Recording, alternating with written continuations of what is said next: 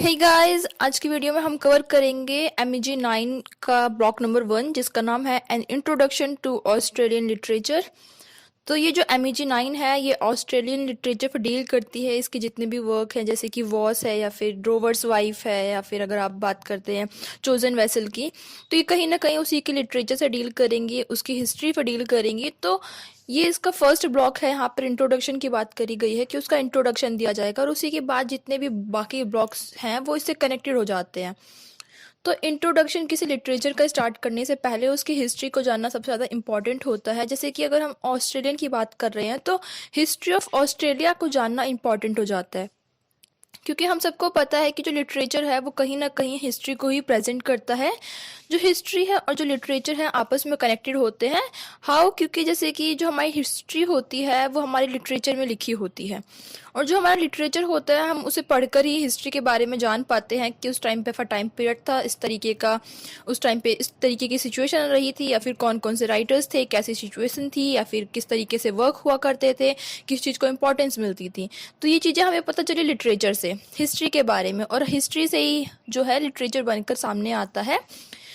History जो होती है लिटरेचर वही लिखता है। जैसे कि हम बोलते भी हैं हिंदी में साहित्य समाज का दर्पण होता है, तो उसी तरीके से जो लिटरेचर है जो हिस्ट्री है वो कनेक्टेड है। तो लिटरेचर को जानने से पहले हिस्ट्री को जानना इंपॉर्टेंट होता है। अगर मैं एग्जाम्पल की बात करूँ, इंडियन एग्जाम्पल की, इंडियन हिस्ट्री से सोचें अगर हम, जैसे कि सती प्रथा एक जो कस्टम चला आ रहा था, अगर उस टाइम की कोई नॉवल होगी जो उस थीम से डील करेगी तो हमें उसको पढ़ने के बाद हमें उसका आइडिया हो जाएगा, उसकी सेंस हो जाएगी कि हाँ वो वर्क इसी तरीके पे डील करेगा। सती प्रथा है अगर, तो उस वर्क में ऐसी फीलिंग होगी, पेन होगा, इस तरीके से दिखाया जाएगा। तो इसी तरीके से जो ऑस्ट्रेलियन लिटरेचर है उसमें कैसे वर्क हुआ है, तो ये जो दोनों है हिस्ट्री और literature, they both creates a general framework, एक दूसरे फ्रेमवर्क क्रिएट करते हैं। जो ऑस्ट्रेलिया है उसके जो कैपिटल है वो कैनबरा है और उसकी जो लार्जेस्ट सिटी है उसका नाम सिडनी है। जो लिटरेचर है वो कहीं ना कहीं ट्रेस करता है हिस्ट्री को भी। हमारे जितने भी लिटरेचर हैं, हम अगर किसी को भी देखेंगे, किसी के बारे में पढ़ेंगे तो हमें पता चलेगा हमारी हिस्ट्री क्या थी उसके बारे में। तो हम कह सकते हैं वो ट्रेस करती है, हिस्ट्री को ट्रेस करती है। तो सबसे पहले जो ऑस्ट्रेलिया है, ऑस्ट्रेलियन आइलैंड है, ऑस्ट्रेलिया का जो लैंड है, कोस्टल एरिया है, वहाँ पर एक डच सेलर था जिसका नाम विलियम जेम्स जून था। वो वहाँ पर पहुँचता है ऑस्ट्रेलियन कोस्ट पर 1606 में। उसके बाद एक ब्रिटिश एक्सप्लोरर पहुँचता है जिसका नाम था विलियम डैम्पियर, जो वेस्ट कोस्ट पे पहुँचता है 1688 में। लेकिन ये दोनों ही सेलर थे या फिर एक्सप्लोरर थे, इन्हें उस लैंड से कोई मतलब नहीं था, ये बस एक्सप्लोर करना चाहते थे। जैसे कि अगर आपने वॉस नॉवल पढ़ी है जो मैंने प्लेलिस्ट में डाल रखी है, वैसे उसमें आपने देखा होगा उसका मेन थीम क्या है कि जो वॉस है वो उस चीज़ को एक्सप्लोर करना चाहता है, वो ऑस्ट्रेलियन बुश लाइफ को एक्सप्लोर करना चाहता है, क्योंकि उस टाइम पे लैंड जो थे वो एक्सप्लोर नहीं हुए थे, उनके बारे में कोई जानता भी नहीं था। तो लोग जानना चाहते थे उसके बारे में, यहाँ वहाँ घूमा करते थे और ऑस्ट्रेलियन आइलैंड पर भी पहुँच गए थे। ये तो 1770 में जो कैप्टन जेम्स कुक था वो वहाँ पर ईस्ट कोस्ट पर पहुंचा था कॉन्टिनेंट के, और वहाँ पर जब वो पहुंचा, ये उनकी बाकियों की तरह नहीं था कि वो सिर्फ एक्सप्लोर करना चाहता था या फिर सेलर था, लेकिन वो तो यहाँ पर आता है और जो बॉटनी बे है उस एरिया पे, वो जो ईस्टर्न कोस्ट का एरिया है ऑस्ट्रेलिया का, उस एरिया पे आकर अपना क्लेम कर देता है। जो जॉर्ज हैं, जो जॉर्ज थर्ड थे, किंग जॉर्ज थर्ड, वो उनके साथ मतलब उनके बिहाफ पर उस एरिया को अपने अंडर में ले लेता है, उस पर क्लेम कर देता है। तो ये जो प्रोसेस था कॉलोनाइजिंग का वो बहुत ज़्यादा स्लो प्रोसेस होता है वैसे तो, कि जो लोग हैं वो आते गए, धीरे धीरे आए। जो ब्रिटेन था, यूरोप था, उसने यहाँ पर आना स्टार्ट कर दिया, कॉलोनीज स्टार्ट कर दी बनानी। उनका लेकिन रियल पर्पस क्या था? उनका रियल पर्पस सेम था जैसे कि इंडिया में उनका पर्पस था, ट्रेड करना या फिर कॉमर्स करना, जैसे कि उन्होंने इंडिया में किया था या फिर जितनी भी कंट्रीज़ को उन्होंने अपनी कॉलोनी बनाई थी उन पे किया था। तो जो जेम्स कुक थे उन्हें लगता था कि जो ये आइलैंड है इस पे कोई भी पर्सन नहीं रहता है, उस पे इनहेबिटेंट नहीं है आइलैंड पर, ऐसा उन्हें लगता था। पर ऐसा नहीं था, बल्कि वहाँ पर नेटिव पीपल रहते थे। जो नेटिव पीपल हैं वहाँ के, उन्हें अबॉर्जिनल बोला जाता है। और ये जो अबॉर्जिनल वर्ड है ये सारे ही, जैसे MEG 9 है, इसमें बहुत ज़्यादा जगह पर यूज़ होगा। जैसे कि रिमेम्बरिंग बेबीलोन अगर आपने पढ़ी है तो उसमें भी बता रखा है कि जो अबॉर्जिनल पीपल है कैसे उन्हें वाइट जो है वो एक्सप्लोर करते हैं, उनको एक्सप्लॉइट करते हैं। तो जो कुक है उसने बोला कि उसे नहीं पता था कि यहाँ पर कोई है, उसे लगा कि ये जो आइलैंड है वो बिल्कुल खाली है। ये दो तरीके से वर्क करता है, एक तो उसे लगा कि शायद वहाँ पे कोई रहता नहीं है, लेकिन दूसरा इसका मीनिंग ये था कि जो उनकी एग्जिस्टेंस थी, जो जो एबॉरिजिनल पीपल थे, उनकी जो एग्जिस्टेंस थी वो वाइट लोगों के लिए बिल्कुल भी मैटर ही नहीं करती थी।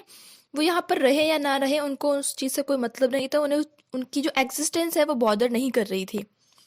तो ये दिखाता है जो अबॉरिजिनल पीपल थे उनकी जो कंडीशन थी वो कितनी ज़्यादा इन्फीरियर थी। जो वाइट थे उन्हें वो हमेशा ही इन ब्लैक लोगों को इन्फीरियर ही समझते थे। तो ये जो ब्लैक लोग थे, जो वहाँ के नेटिव पीपल थे, अबॉरिजिनल ट्राइब्समैन थे, उनकी कोई भी हिस्ट्री नहीं थी। क्योंकि हम लिटरेचर की बात कर रहे हैं तो यहाँ तक तो इनकी हिस्ट्री थी, लेकिन अब बात आ रही है कि उन्होंने कोई चीज़ लिखी क्यों नहीं।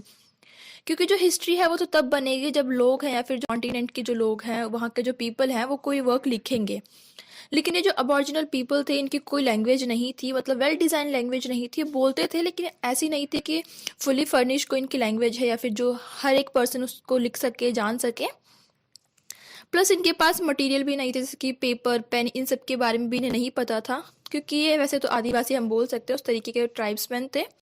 इसीलिए उन्हें लैंग्वेज नहीं आती थी, उन्हें लिखना पढ़ना नहीं आता था, इसीलिए उन्होंने कोई वर्क लिखा नहीं था। और इसीलिए जो बाकी का कॉन्टिनेंट था, बाकी जो वर्ल्ड था, उसे नहीं पता था कि जो ऑस्ट्रेलिया है वहाँ पर भी कोई रहता है या फिर अबॉरिजिनल नाम के भी कोई पर्सन होते हैं। अब जो वाइट लोग थे, वाइट पीपल थे, उन्होंने धीरे धीरे कर कर यहाँ पर सेटलिंग का जो इनका प्रोसेस था उसे स्टार्ट कर दिया, जैसे कि रिमेम्बरिंग बेबीलोन में भी दिखा रखा है। और फर्स्ट सबसे पहले जो इसका यूज़ था इस कॉन्टिनेंट का, इस ऑस्ट्रेलियन लैंड का, वो कॉन्विक्ट्स के लिए किया गया। जैसे कि अगर आपने सीज ऑफ साइप्रस पढ़ी है शॉर्ट स्टोरी, तो उसमें दिखाया गया है कि जो ऑस्ट्रेलियन लैंड है उसे कॉन्विक्ट के लिए यूज़ किया जा रहा था, कि जो प्रिजनर्स हैं उनके लिए वहाँ पर जेल बना दी गई। कि जो ब्रिटिश का जो प्रिजन है वो बहुत ज़्यादा भरा रहता था, कोई भी कुछ भी क्राइम करे उन्हें ले आते थे। तो जो ब्रिटिश थे वो अपने लैंड का जो बोझ था उसे कम करना चाहते थे, और इसीलिए वो जितने भी ऐसे क्रिमिनल्स होते थे, प्रिजनर्स होते थे, उन्हें यहाँ पे प्रिजन में लाके बंद कर देते थे ऑस्ट्रेलियन लैंड पे। तो 19th सेंचुरी तक ये सारा काम होता था, कॉन्विक्ट्स को लाया जाता था। लेकिन 20th सेंचुरी में आकर ये सब खत्म हो गया था, और जो ऑस्ट्रेलिया थी वो 20th सेंचुरी तक एक कॉलोनी ही बनी हुई थी।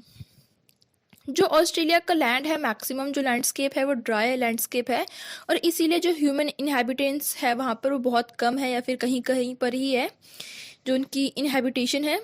तो इसीलिए वो एक्सप्लोर नहीं था वो एरिया, पहले वहाँ पर कोई गया भी नहीं था। मैक्सिमम जो है वो बुश, झाड़ियों का इलाका है, बुश एरिया है। अब जो बिगनिंग है और जो हिस्ट्री है ऑस्ट्रेलियन लिटरेचर की, वो किस तरीके से वर्क करती है, जो तो इसमें मेन दो ही पॉइंट्स है, जैसे कि अबॉरिजिनल पीपल हैं, और इनका सेकंड जो है मेन इंपॉर्टेंट पॉइंट वो है ओरल लिटरेचर।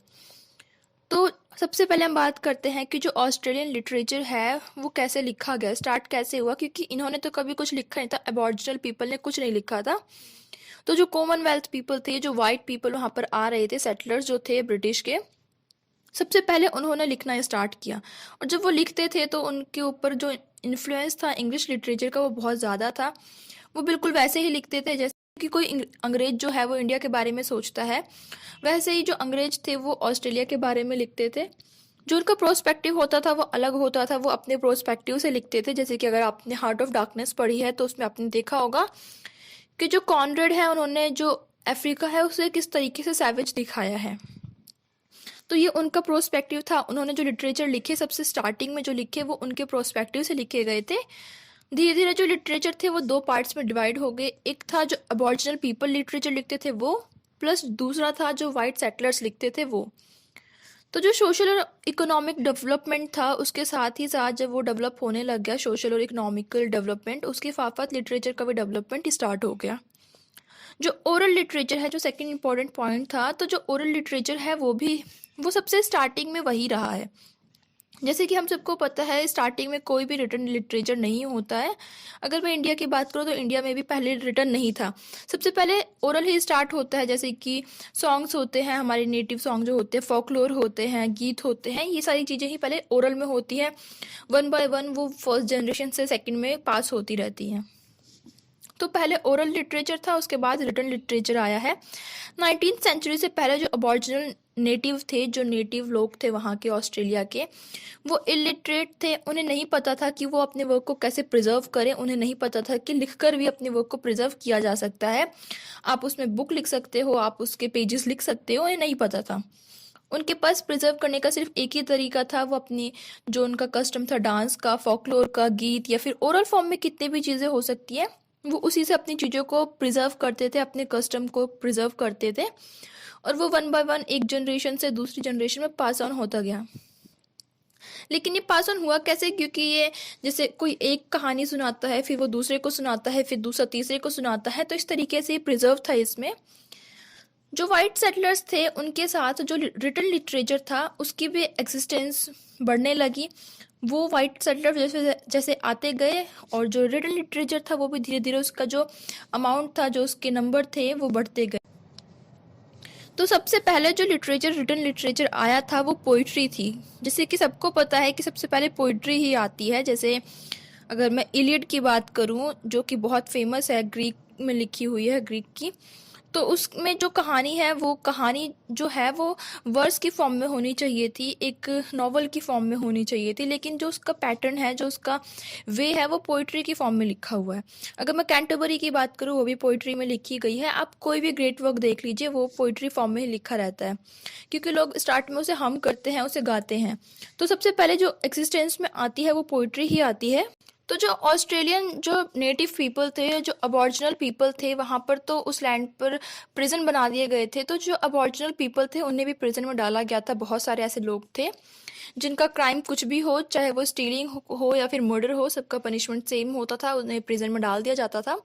तो वो जो अबॉरिजिनल पीपल थे उनकी पोइट्री वहीं से स्टार्ट हुई थी। उनकी जो पोइट्री है उसमें इमोशनल आउटब्रस्ट बहुत ज़्यादा है, सैडनेस भी मिल जाएगी। जो इमोशन होते हैं वो बहुत ज़्यादा होते थे, लेकिन उस टाइम पे कोई भी पोइट्री सही से नहीं लिखी गई थी। जैसे कि अगर आप फर्स्ट सेमेस्टर में कोई असाइनमेंट बनाते हैं तो वो ओके ओके होता है, सेकेंड में बनाते हैं तो थोड़ा सा इम्प्रूवमेंट हो जाता है, और लास्ट तक आते आते एक बेटर नॉलेज हो जाती है किसी भी असाइनमेंट को बनाने की।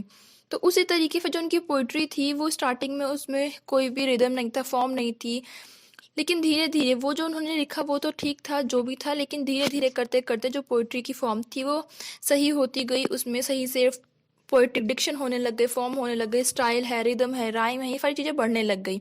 और इस तरीके से जो पोइट्री है वो एक तरीके से फुल्ली फर्निश्ड तरीके से उसका डेवलपमेंट हो गया, और धीरे धीरे पोइट्री के साथ ही साथ वर्स भी बढ़ने लग गए, जैसे कि ड्रामा और नॉवेल्स है, इनका भी डेवलपमेंट होने लगा। तो जो फर्स्ट ब्लॉक है उसमें मेनली इंट्रोडक्शन में यही बता रखा है, और जो इसमें इंट्रोडक्शन में बताया हुआ है इसी से जो बाकी इस नॉवल में जो ये MEG9 है इसकी जो बाकी के ब्लॉक्स हैं इसी से डील करेंगे। अगर मैं वॉर्स की बात करूँ उसमें जो लैंड है उसे एक्सप्लोर करना है। ड्रोवर्स वाइफ की बात करूँ तो उसमें भी बुश एरिया दिखा रखा है। सीज ऑफ साइप्रस की बात करूँ जो शॉर्ट स्टोरी है उसमें भी प्रिजन के बारे में बता रखा है कि ऑस्ट्रेलियन लैंड पे प्रिजन बना दिए गए। चोजन वेसल की बात करूँ तो उसमें भी दिखा रखा है बुश एरिया के बारे में, रिमूवलिस्ट है उसमें उनके लॉ के बारे में बता रखा है। और रिमेम्बरिंग बेबीलोन की बात करूँ तो उसमें बता रखा है कि जो वहाँ के नेटिव लोग थे, जो अबॉरिजिनल पीपल थे, वो और जो वाइट है उनका रिलेशन कैसा है, जो वाइट है वो उन्हें एक्सप्लॉइट करते हैं। तो ये इंट्रोडक्शन ही सारी चीज़ों से डील करेगा जो आगे के इमेजेस में होगा, और यहाँ पर जो वीडियो है वो ख़त्म हो जाती है। आई रियली होप कि आपको वीडियो पसंद आई होगी, and if you like the video then make sure कि आप वीडियो को लाइक, शेयर एंड चैनल को सब्सक्राइब करें। Thank you.